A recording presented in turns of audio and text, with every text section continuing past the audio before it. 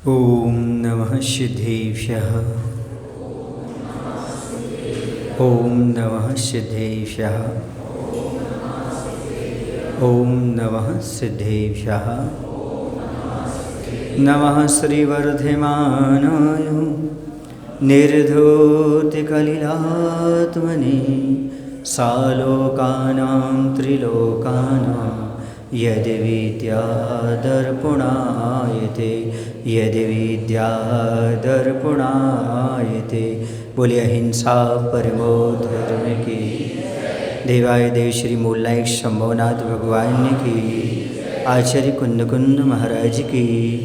आचार्य गुरुदेव भगवान श्री विद्यासागर जी महाराज की। 3 कम 9 करोड़ मुनिराजों की।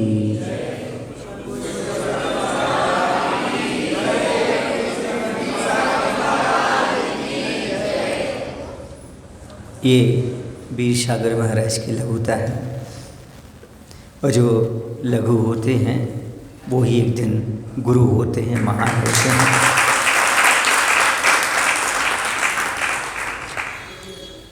तो महाराज ने कहा कि महाराज ने हमें सामान बिठाया। बात ऐसी है कि मुनि महाराज 28 मूल गुणधारी होते हैं। हमारे भी 28 मूल गुण हैं, आपके भी 28 मूल गुण हैं। दीक्षा का समय कैसे भी हो, किसी भी स्थिति में हो, अभी तो आप भी मुनि महाराज हैं और हम भी मुनि महाराज हैं। इसी बारे में एक हमें संस्मरण याद आ गया। ये सारी शिक्षा जो हमने ग्रहण की है, हमने आचार्य भगवंत विद्यासागर जी महाराज से ग्रहण की है। हमारे पैर में एक हर्पिस रोग था 2002 में। उस समय नेमावर में चातुर्मास चल रहा था। तो आचार्य जी रोज कक्ष में आते थे। मैं चल करके कक्ष तक नहीं पहुंच पाता था, आचार्य के मंदिर तक भी नहीं पहुंच पाता था। पैर में जोस्टर हर्पिस था। तो आचार्य स्वयं आते थे लगभग 8:30 पौने 9 बजे। चलो कुंठू आहारचर्या का समय हो गया। और आहारचर्या के लिए हम उस समय आचार्य वहीं आचार्य के दर्शन करके और वहीं से उठ जाते थे। उस जस्ट बाजू में टीन सेट था, वहाँ पर आहारचर्या होती थी। तो आहारचर्या हमारी चल रही थी उस समय। आचार्य भगवंत आहार को 9:15 के बाद ही उठते थे, सारा संग उठता था। तो हमारी आहार लगभग लास्ट चल ही रही थी। इतने में आचार्य का पड़गान का समय आ गया। तो सपना बहन है जो अभी प्रतिभा स्थली में है, ब्रह्मचारिणी बहन सपना काला खाते गांव वाले, उनकी चौके में हमारा आहार चल रहा था। उन्होंने कहा महाराज जी हम आचार्य को पड़गान कर लें। अब कोई ये बोले आचार्य को पड़गान कर ले तो कैसे कहेंगे अपन नहीं करो। परिकंदर डर भी लगा कि चौकर जूठा हो गया, अपन आहार कर रहे हैं। अब आचार्य आते हैं कि नहीं आते हैं। और किस्मत से उनका पुण्य इतना बड़ा कि आचार्य का पड़गान भी हो गया। अब आचार्य का पड़गान हो गया। अब हमने कहा चौका था जूठा है, आचार्य आ रहे हैं। हमने तत्काल क्या किया, जो गंजी थी नीचे वाली बर्तन की वो अलग करवा दी। जूठा जो था पात्र अलग करवा दिया और एक स्वच्छ पात्र नीचे रखवा दिया। और हमने रोक ली अपनी अंजलि आहार की। जब तक आचार्य नहीं आ जाएंगे आहार सुनिए, जब तक हम आहार आगे नहीं बढ़ेंगे। आचार्य आए, देखा, मुस्कुराया, बैठ गए। पात्र की ओर देखा आचार्य ने, आचार्य हंसने लगे। तो आचार्य बोलते शुरू करो, चलने दो आहार, चलने दो।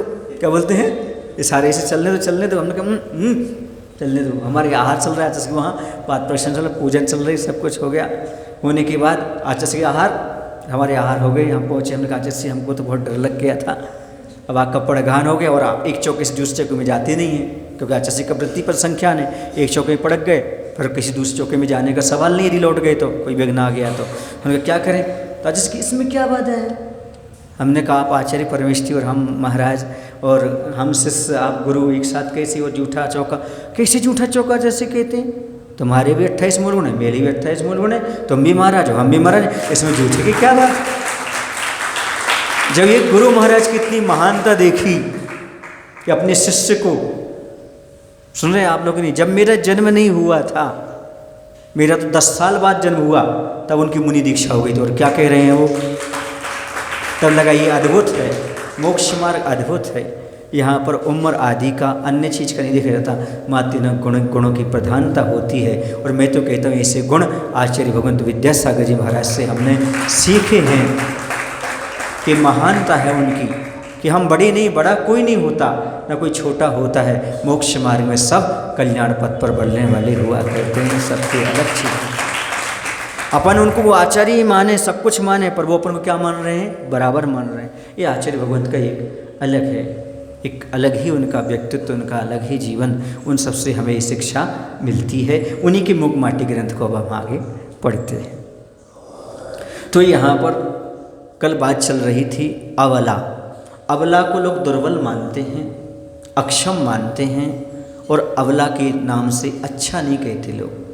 लेकिन आचार्य भगवान कहते अव माने होता है ज्ञान, ला, जो परिवार में अंधकार को दूर करके ज्ञान विकसित कर दे।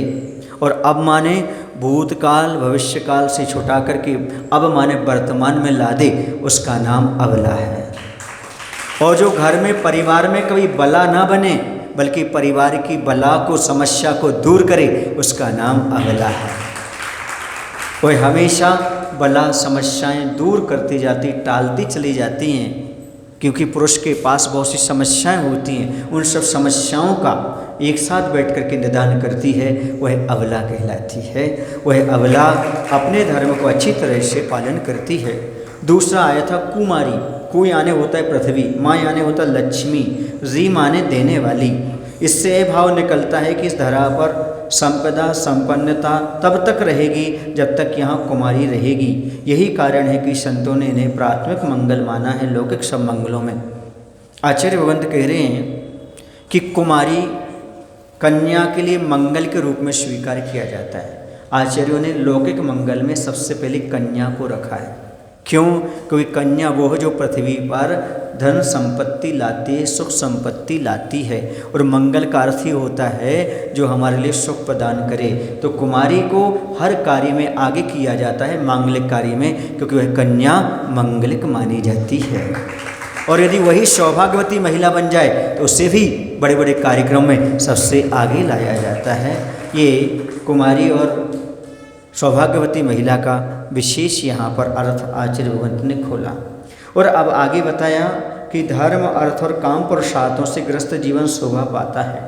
इनका पुरुषार्थों के समय प्रायः पुरुष ही पाप का पात्र होता है, वह पाप पुण्य में परिवर्तित हो। इसी हेतु स्त्रियां प्रयत्नशीला रहती हैं सदा, पुरुष को वासना संयत हो और पुरुष की उपासना संगत हो, यानी काम पुरुषार्थ निर्दोष हो। बस इसी प्रयोजनवश वह गर्भ धारण करती हैं। स्त्रियां गर्भ को भी धारण करती हैं और 9 महीने तक उस कष्ट को भी सहन करती हैं। क्यों? क्योंकि पति की वासना क्या हो जाए? कंट्रोल में हो जाए, उसका जीवन संयत हो जाए। और आगे चल करके देखो, तुम पिता बनने वाले हो, अब आपके लिए संभल करके रहने की आवश्यकता है, उसे नियंत्रण में रखती हैं। और जब पुरुष पुरुषार्थ करता है तो पुरुषार्थ करते समय पैसे ऐसे कमाने में और काम पुरुषार्थ में पाप होता है, उस पाप को दूर करने के लिए यह गर्भ धारण करती है ताकि इसका जीवन संयत बन जाए। ये स्त्री का काम हुआ करता है। और करे संग्रह वृत्ति और अपव्यय रोग से पुरुष को बचाती सदा, अर्जित अर्थ का समुचित वितरण करके दान पूजा सेवा आदि सत कर्मों को, ग्रस्त धर्मों को सहयोग दे पुरुष से कराकर धर्म परंपरा की रक्षा करती है। यूं स्त्री शब्द ही स्वयं गुनगुना रहा है कि। अब आगे पढ़ेंगे। यहाँ पर बहुत महत्वपूर्ण चीज़ें, 2 चीज़ें हैं। पुरुष संग्रह वृत्ति करता है, अर्थात वह धन को इकट्ठा करता है आजीविका के निर्वाह करने के लिए। और कभी कभी ऐसा होता है, पैसा तो होता है लेकिन पुरुष कभी कभी अनर्गल खर्च भी कर देता है, शौक के कारण, विषयों के कारण, अन्यत्र चीज़ों में, व्यसनों में फंस जाता है। तो कह रहे उस पर भी वह कंट्रोल करती है, अर्थात कंजूसी को छुड़ाना और अपव्यय से बचाना, ये मुख्य काम महिलाओं का होना चाहिए, सारे काम का होना चाहिए। ज़्यादा कंजूसी मत करो और ज़्यादा अपव्यय भी मत करो। जो पैसा तुम यहाँ वहाँ खर्च कर रहे हो उसको इकट्ठा करते जाओ, और जब कहीं पूजा पंचकणक विधान हो वहाँ पर सदुपयोग में लगा दो। इस प्रकार की प्रेरणा देने वाली यदि कोई होती है तो वह महिला हुआ करती है। ये आचार्य भगवंत यहाँ पर कह रहे हैं कि महिलाएं ये कर्तव्य अच्छी तरह से कर लेती हैं। संग्रह बत्ती पर भी कंट्रोल हो और अपव्यय भी कंट्रोल हो। यहाँ वहाँ खर्च करने से अच्छा है उसे इकट्ठा कर लिया जाए और इकट्ठा करके बाद में कहीं दान कर दिया जाए। आप लोग क्या करते हैं, जब पैसा इकट्ठा करते हैं तभी भाव बनाते हैं ये पैसा हमें कहाँ कहाँ पर खर्च करना है। लेकिन सही साविका वो होती है जो पैसा इकट्ठे करते करते ये सोचती है ये कब विधान में लगाएंगे, कब पूजन में लगाएंगे, कभी तीर्थ यात्रा में लगाएंगे, इसलिए वह संग्रह करती है और सही उपयोग कराती रहती है। और सच्चे गृहस्थों का यही कर्तव्य होना चाहिए, यही भाव होना चाहिए कि जैसे बने वैसे उसके लिए अपने कर्तव्य का निर्वाह करते हुए, धन दौलत को इकट्ठा करते हुए ये भाव अपने जीवन में बनाने का प्रयास करना है कि हमारा धन हमेशा सदुपयोग में लगे, ये धन अपव्यय में ना जाए। वह स्वयं घूमने नहीं जाती, घुमाने नहीं ले जाती, वह स्वयं फैशन में नहीं फंसती, दूसरों को फैशन में नहीं फंसाती, बल्कि सात्विक जीवन स्वयं जीती है और औरों को भी सात्विक जीवन जीने की प्रेरणा देती है। वही घर की मांगलिक महिला कहलाती है, गृहलक्ष्मी कहलाती है। इस प्रकार से वह समीचीन दान पूजा सेवा आदि सत्कर्मों को गृहस्थ धर्म को सहयोग दे, पुरुष से कराकर धर्म परंपरा की रक्षा करती है। स्त्री का कर्तव्य धर्म परंपरा की रक्षा में अपना सहयोग देना, अपने पैसे को बचा बचा करके रखना और दान पुण्य में लगाते रहना, ये कर्तव्य स्त्री का होता है। कई बार ऐसा होता है पुरुष तो कमाता है तो खर्च भी करता है, पर महिला क्या करती है, उनकी जेब से पैसे निकाल लेती है, उनसे पैसे ले लेती है। या आजकल जेब नहीं बचा, अब तो वो हो गया मोबाइल का क्या कहलाता है, वो अकाउंट, गूगल क्या कहलाता है उसमें, UPI, हाँ, उसमें तो बचत करते करते रखते जाते हैं। पहले ऐसा होता था हमारे ज़माने में कि जब पुरुष वर्ग दुकान से आते थे, ऑफिस से आते थे, उनकी जेब में पैसा रहता था तो कुछ पैसा निकाल के रख लेते थे। क्यों? वक्त पर काम में आएगा, ये तो खर्च कर ही देंगे, थोड़ा बचा लो तो आगे काम में आ जाएगा। इस प्रकार से सुरक्षित रखती रहती थी, बता भी देती थी हमने इतना निकाला है, काम में आएगा। चोरी नहीं, मतलब व्यवस्थित आगे की व्यवस्था के लिए करते रहते थे ताकि आगे काम में आ जाए। या हम अपना पैसा इकट्ठा कर रहे हैं, हमसे मांगना नहीं, हम दान करेंगे, हम पूजन विधान में लगाएंगे, हमारा पैसा हमारे पास, आपसे मांगेंगे ही नहीं, लेकिन हम जहाँ दान कर सकें हमें स्वतंत्रता रहना चाहिए। इस प्रकार की महिला के भाव रहते थे, अभी भी होंगे, ऐसी बात नहीं है, रहना भी चाहिए कि जितना खर्च यहाँ वहाँ ना लगा करके उसे व्यवस्थित करना चाहिए। क्यों? धारणा सही है ना, मम्मी ऐसे करते ना, नहीं करते,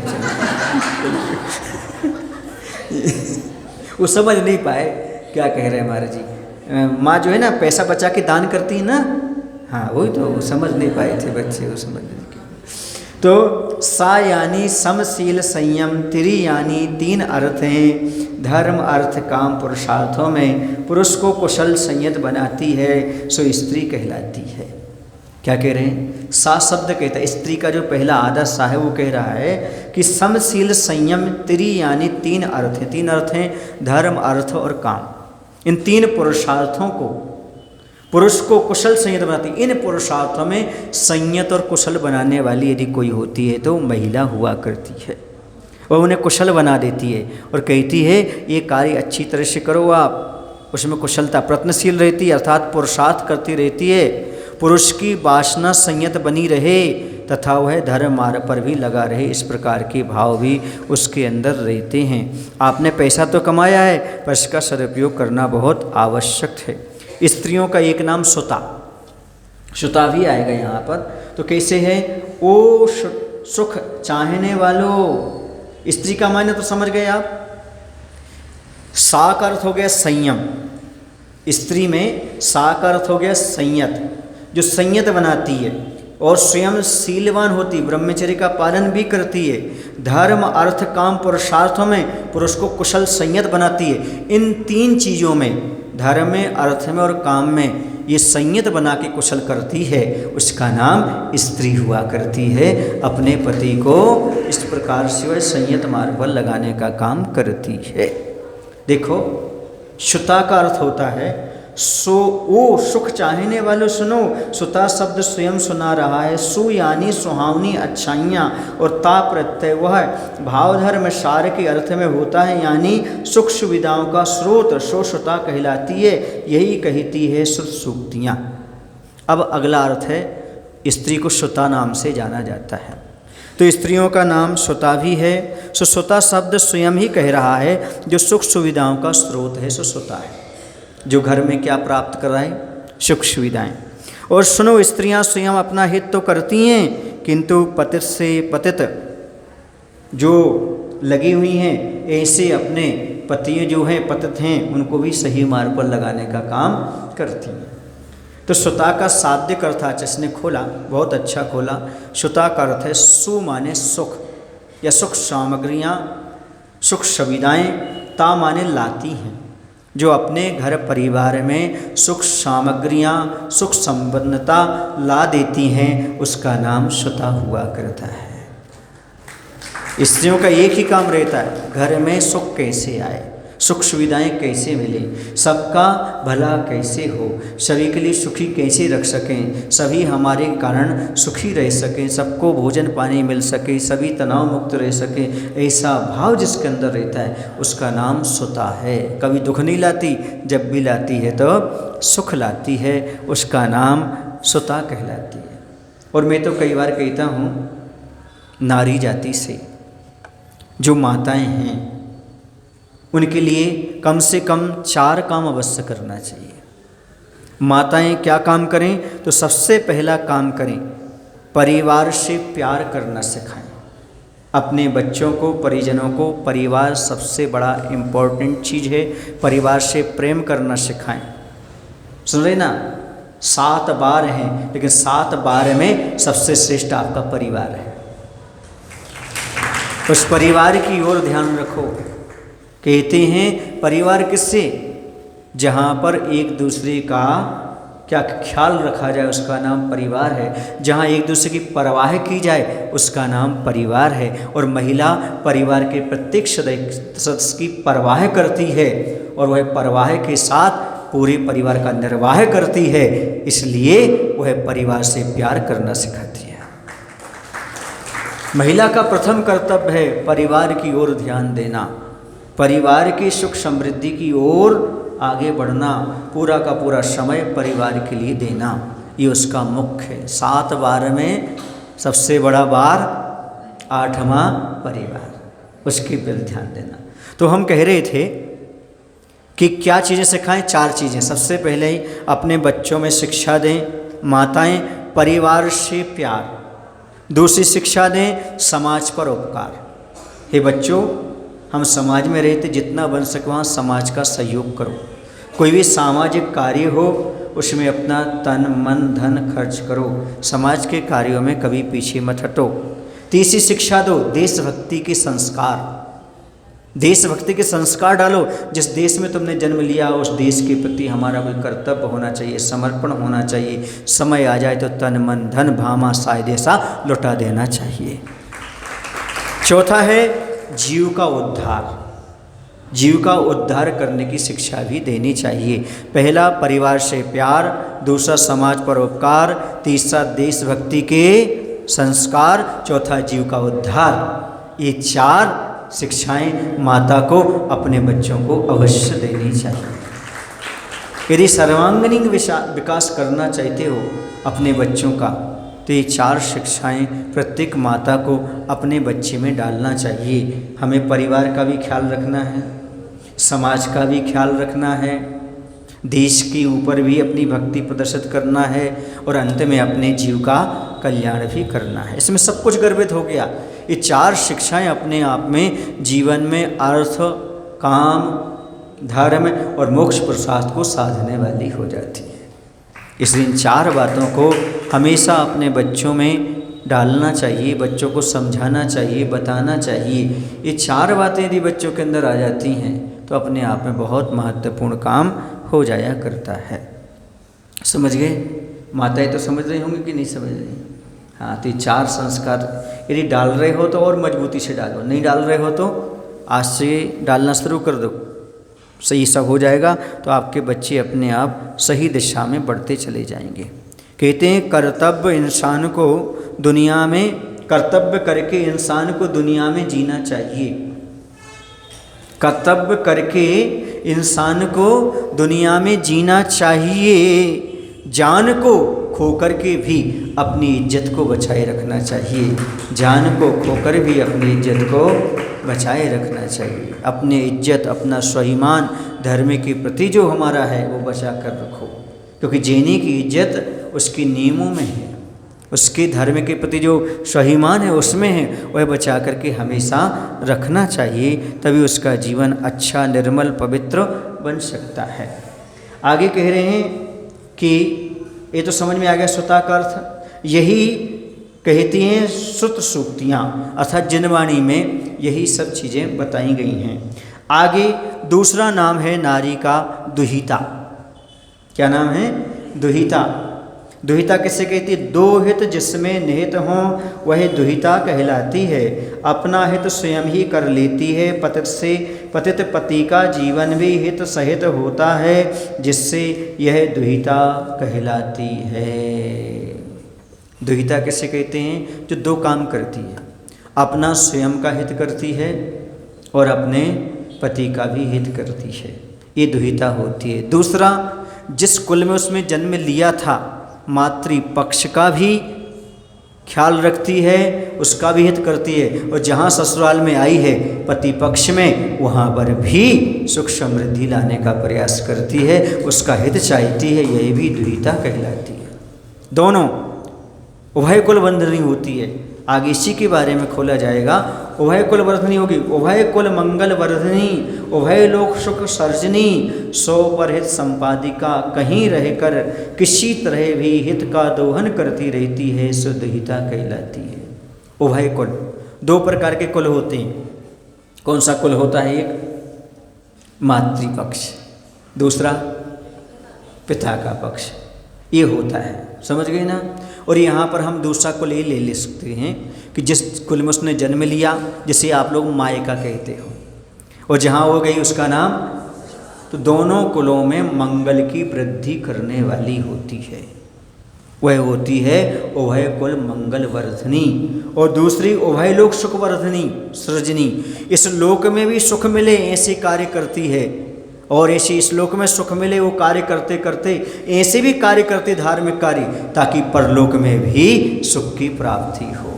यह लोक और परलोक में जो सुख प्राप्त हो ऐसी क्रियाएं स्वयं करती है, परिवार से कराती है, वही दुहिता कहलाती है। दो हित, स्वयं का हित, पति का हित, इस कुल का हित, मायके का और ससुराल, उस दोनों कुलों का हित, सुदुहिता। और इस लोक संबंधी सुख और परलोक संबंधी सुख, इसलिए दो दो कार्य हो गए, तीन जगह इस जो कार्य करती है उसी का नाम दुहिता होता है। दो प्रकार के हित जो करने वाली हो उसका नाम दुहिता हुआ करता है। आज की नारियों को ये समझने की आवश्यकता है। अपने पति को कुछ बनाओ या ना बनाओ, श्रवण कुमार वस्त्र बनाओ। आप पूछेंगे महाराज श्रवण कुमार बनाने की आवश्यकता क्यों? श्रवण कुमार तो पुत्र को बनाना है। नहीं, जब तक आपका पति श्रवण कुमार नहीं होगा तब तक आपका पुत्र भी श्रवण कुमार नहीं हो सकता।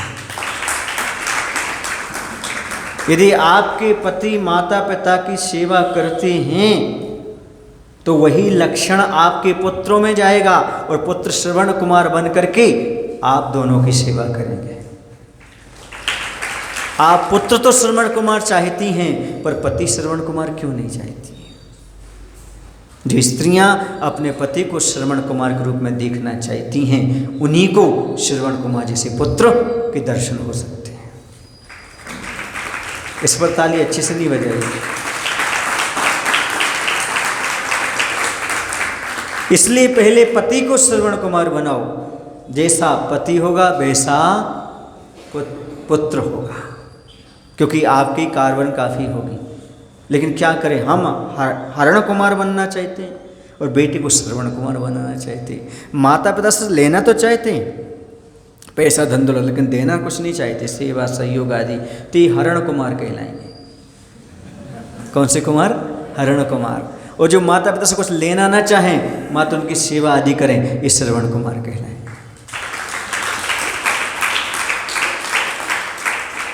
प्रसिद्ध है संसार में श्रवण कुमार की कथा। श्रवण कुमार के माता पिता को दिखाई नहीं देता था, फिर भी उन्होंने चारों धाम की यात्रा के भाव रखे थे, मुझे तीर्थ यात्रा करना है। श्रवण कुमार पढ़ा लिखा हो या ना हो, पर उसने तर्क तो जरूर नहीं किया था, तुम जब दिखता नहीं है तो क्यों ले जाएं, दिखता नहीं है तो तुम्हें क्यों ले जाएं, ऐसा प्रश्न उसने नहीं उठाया। माता पिता की भावना है, जैसे बनेगा वैसा मैं कंधे पर लग करके ले जाऊंगा, पर इनकी भावना को पूर्ण करूंगा। यह है श्रवण कुमार की भावना। जो माता पिता की सुने सो श्रवण कुमार है। श्रवण करे मतलब सुने। जो कुमार अपने माता पिता की हर बात को सुने और पूरी करने का प्रयास करे, उसी का नाम है श्रवण कुमार।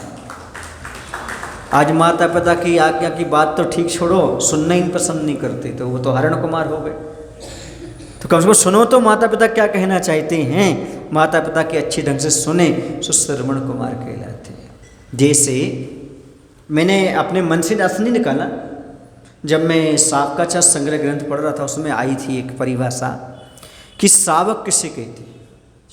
आप कहते हुए श्रद्धावान, विवेकवान, क्रियावान, इसे सावक कहते हैं। कुछ लोग कहेंगे जो 6 आवश्यक का पालन करते हैं, देव पूजा, गुरु उपासना, स्वाध्याय, संयम, तप, दान आदि, ये सावक कहलाते। उसमें लिखा था सावक की परिभाषा, जो गुरु के मुख से धर्म की बात सुनता है वह सावक कहलाता है। बहुत महत्वपूर्ण परिभाषा मिली थी वो। जो गुरु के मुख से धर्म की बात सुने सो सावक है। इसलिए गुरु के मुख से जो धर्म की बात नहीं सुनता उसे सावक मत मानना। सावक वही है जो गुरु के चरणों में आकर के बैठ करके त्रिवार नमोस्तु करके विनय पूर्वक उनकी दिव्य ध्वनि का, उनकी देशना का पान करता है, उनकी देशना का पान करता, वही सच्चा सावक है। इसी प्रकार से मैंने अर्थ निकाल लिया। सच्चा पुत्र कौन? श्रवण कुमार कौन? जो अपने माता पिता की हर बात को शांति से, बिना नाक सुकोड़े, बिना बिना आंखें दिखाए सुन लेता हो और उनकी इच्छा को पूर्ण करता हो, उसी का नाम श्रवण कुमार है। नेवान सुन रहे हो, श्रवण कुमार बनना है। मम्मी पापा जो कहते हैं उस बात में तर्क नहीं उठाना, बात को स्वीकार करना है। समझ गए? नहीं पापा ऐसा नहीं, ऐसा नहीं, ऐसा नहीं, नहीं पापा करे पर उनकी सुनो। किनकी सुनो? पहले पापा की सुनो। पापा जो कहते हैं उसको सुनने की आवश्यकता है। समझ गए ना? वही श्रवण कुमार है। गुरु मुख से सुने सो सावक है, और माता पिता की अच्छे से सुने सो श्रवण कुमार है। कुछ तो बनो तुम जीवन में, या तो सावक बनो या श्रवण कुमार बनो, या फिर श्रवण बनो। श्रवण माने मुनि महाराज, जो हमेशा आत्मा का श्रम करते रहते हैं, आत्मा को प्राप्त करने के लिए निरंतर श्रम करते रहते हैं। या तो श्रवण बनो, श्रवण बनो। हाँ, जिनवाणी माता की सुनते हैं वो, अपने गुरु भगवंत पिता हैं उनकी सुनते हैं वो, इसलिए वो श्रवण है। समझ गए? इसलिए तीनों हो गए। अब फिर से सुनाओ तीनों को। जो जिनवाणी माता की, अरहंत भगवान पिता की, गुरु महाराज की बातों को सुनकर के उनकी बातों को अपने जीवन में अमल करते हैं, उनके अनुसार चारित्र को ढाकते हैं, वो श्रमण कहलाते हैं, साधु कहलाते हैं। और जो गुरु मुख से धर्म की बात सुनते हैं वह सावक कहलाते हैं। और जो अपने माता पिता की बात सुनते हैं, उनकी बात मानते हैं, वो श्रवण कुमार माने जाते हैं। इस बात को अच्छी तरह से ध्यान रखना। क्यों? क्योंकि आप लोग जब घर में रहते हो तो माता पिता का भी सम्मान, उनकी बात को ही मानना आपका कर्तव्य बनता है। ये चीज़ यदि आपके पास रहती है तो आप अपने जीवन का अच्छे से निर्माण कर रहे हैं, ये बात अपने माइंड में रख करके चलिएगा। तो यहाँ पर ये कहा जा रहा है कि वह सबके हित के बारे में सोचती है, वह कहलाते दुहिता।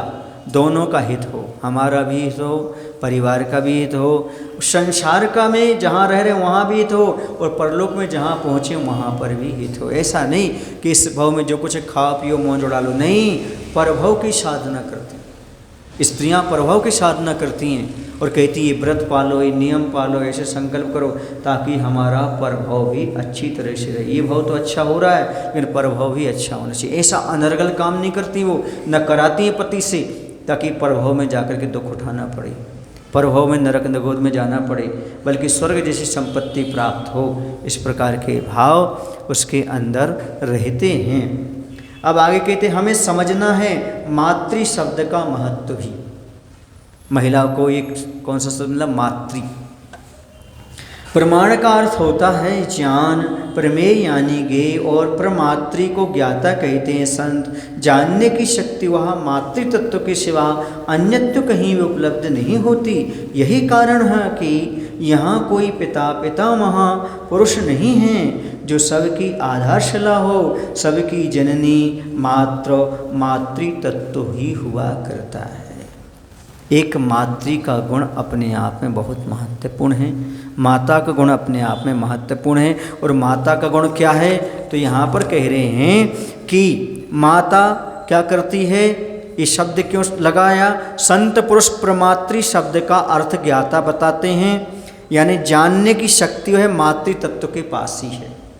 मातृ मतलब प्रमातृ माने जानने वाला कहलाता है, और यहाँ पर उसी से घटित किया उन्होंने आचार्य ने, मातृ माने जो जानने वाली हों। तो स्त्रियां कैसी होती? सब कुछ जानने वाली होती हैं। इसलिए सबको जन्म देने वाली, सबकी मूल आधार मातृत्व ही है, अन्य कोई पिता पुरुष नहीं।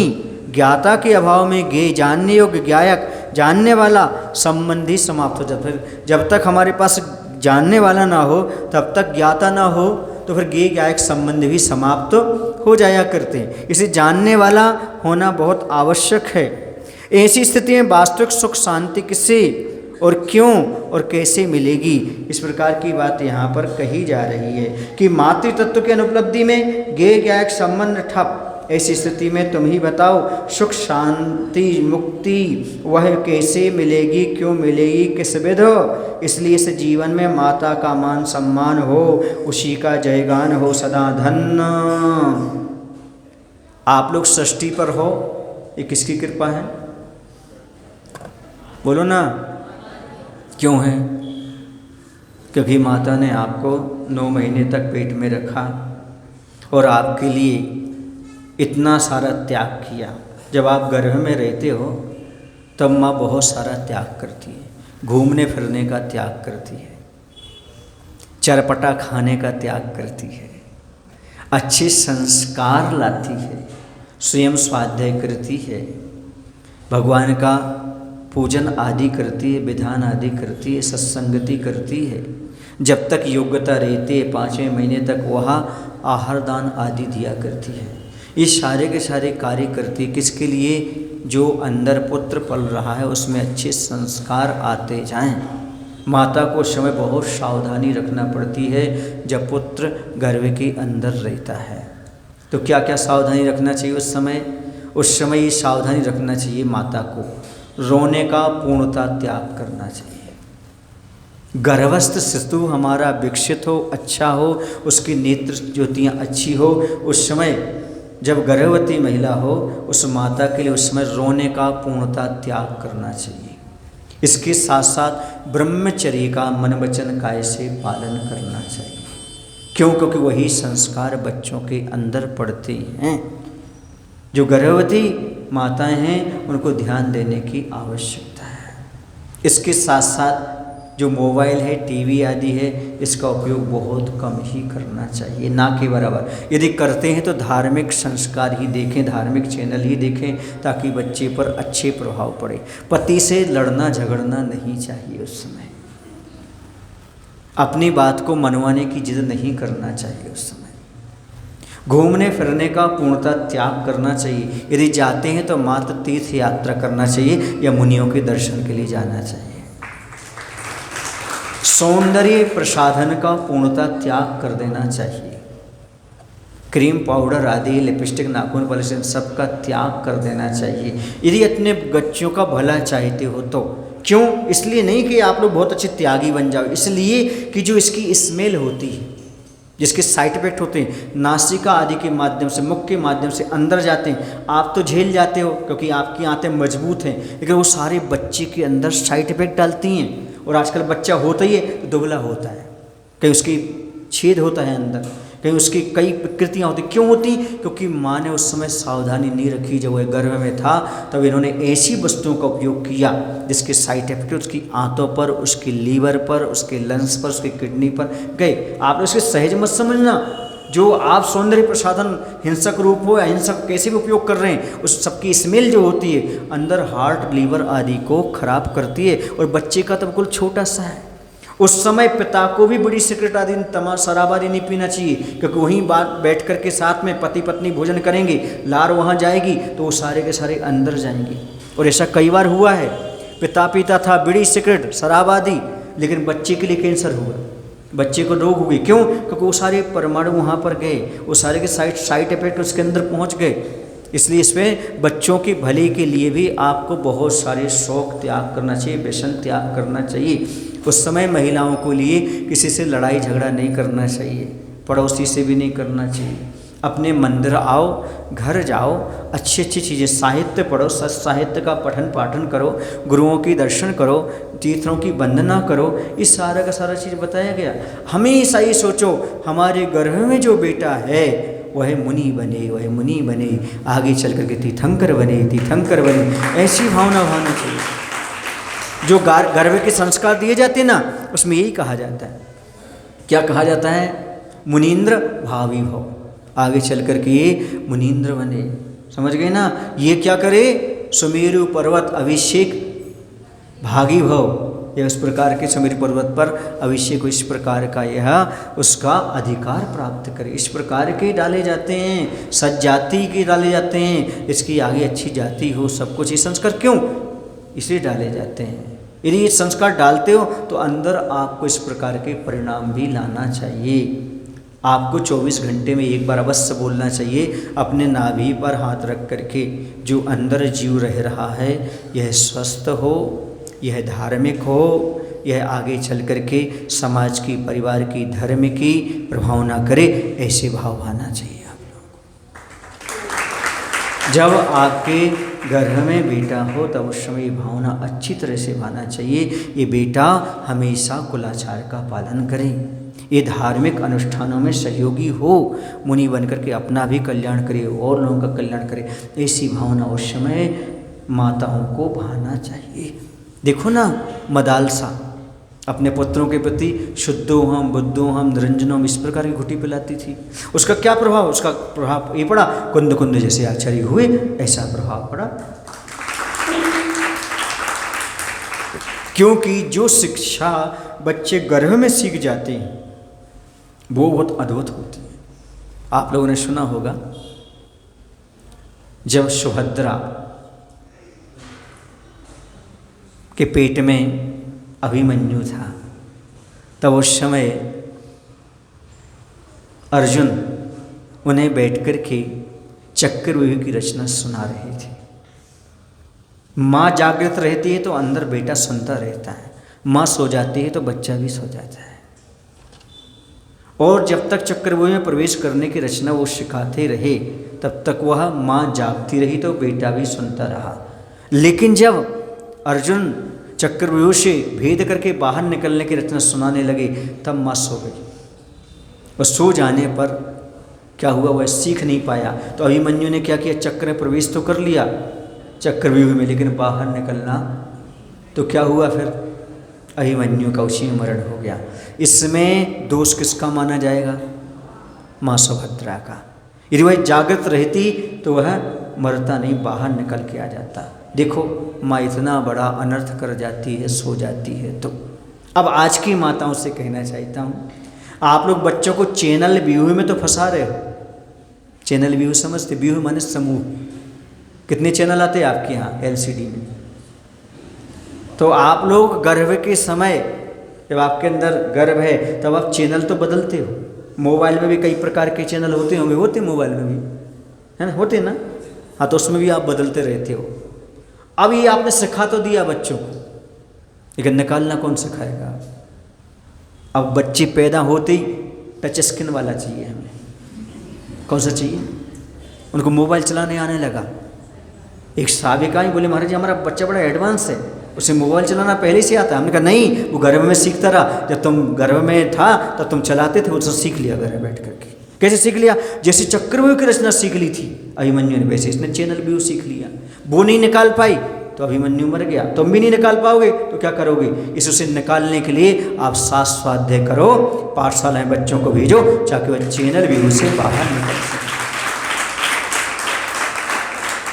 अभी हमें बहुत खुशी है, आपके बच्चे पाठशाला आते हैं, शाम को यहाँ पर आते हैं, बहुत कुछ सीख रहे हैं। वो वैयावृत्ति भी, दान भी, स्वाध्याय भी, सारी चीज़ें इतनी छोटी उम्र में सीख जाएंगे, आपको जीवन में कभी परेशानी नहीं आएगी।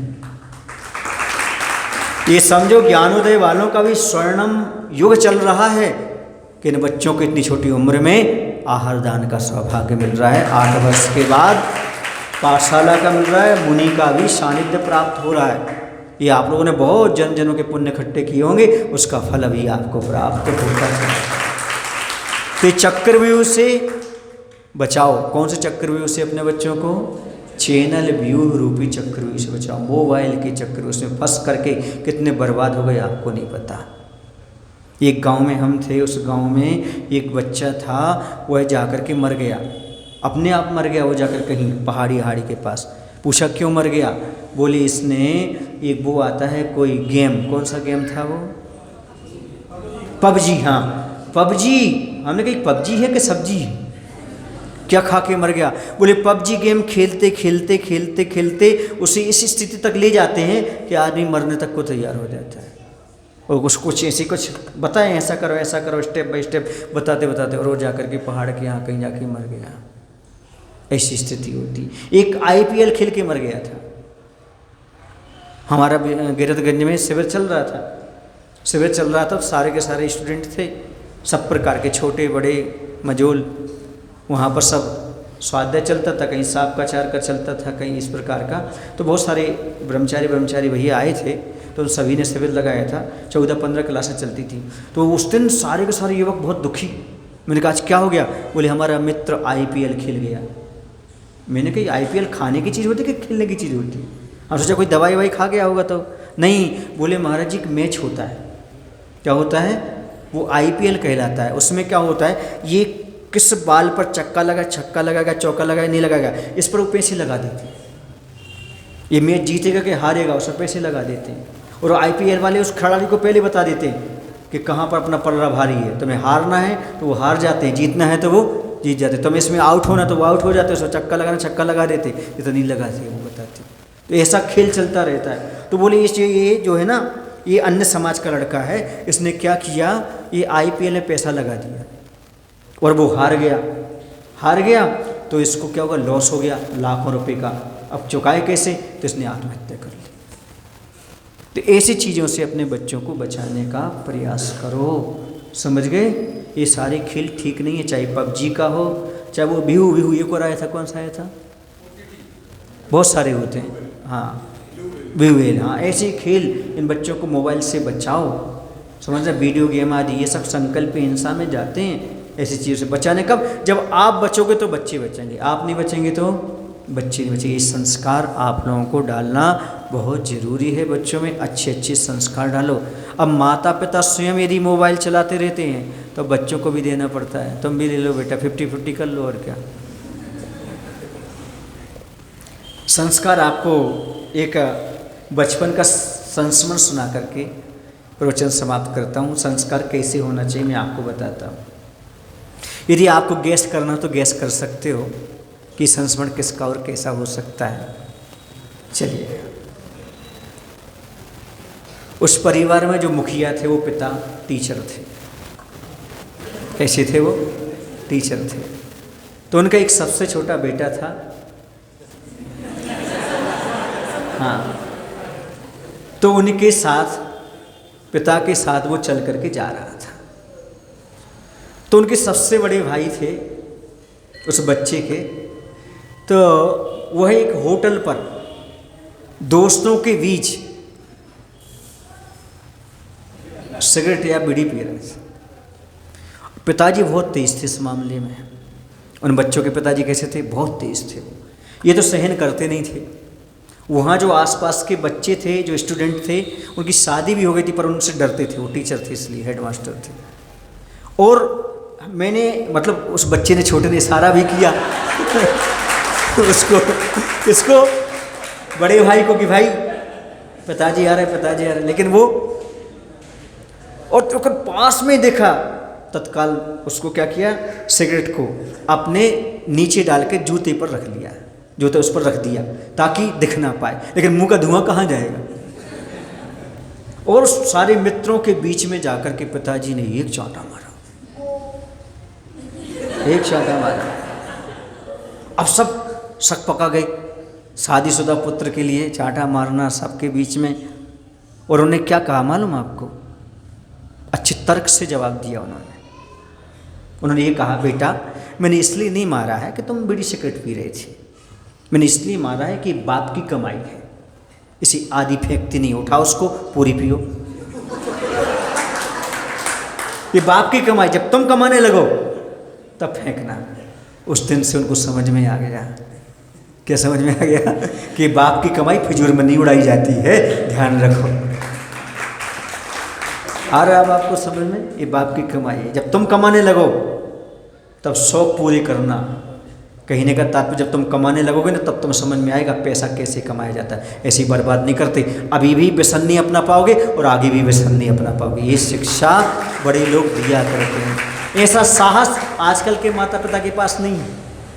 क्यों नहीं? अकेला पूत, अकेला लड़का है, जैसा चाहे सब ऐसा करता रहे, स्थिति हो गई है। इसलिए बंधु, संस्कार आज परिवार में बहुत जरूरी हैं, बहुत अनिवार्य। वे संस्कार हैं परिवार के जो आज मुनि बना देते हैं। ये संस्कार होना बहुत जरूरी है। माता पिता को थोड़ा स्ट्रिक्ट होना जरूरी है, अपने ऊपर कंट्रोल होना जरूरी है, और बच्चों पर कंट्रोल रखना भी बहुत जरूरी। बोले महावीर भगवान की जय। आचार्य गुरु विद्यासागर जी महाराज की जय। हे प्रभु, हे प्रभु, हम सभी को इतनी शक्ति, इतनी बुद्धि देने की कृपा करो ताकि हम सभी लोग अपने जीवन में स्वयं संस्कारवान बने रहें एवं आने वाली पीढ़ी को भी ऐसे संस्कार डालें ताकि उनका यह भाव एवं परभाव दोनों अच्छी तरह से सुव्यवस्थित सुखमय व्यतीत हो सकें। हे प्रभु, ऐसी शक्ति, ऐसी बुद्धि देने की कृपा करो। नमोस्तु भगवान, नमोस्तु। जावाणी के ज्ञान ते सूझे लोकालोक, सोवाणी मस्तक धरो सदा देते हूँ रोध। हे जिनवाणी भारती माँ तोह जपा दिन रे, जो तेरो शरणाग है सो पावे।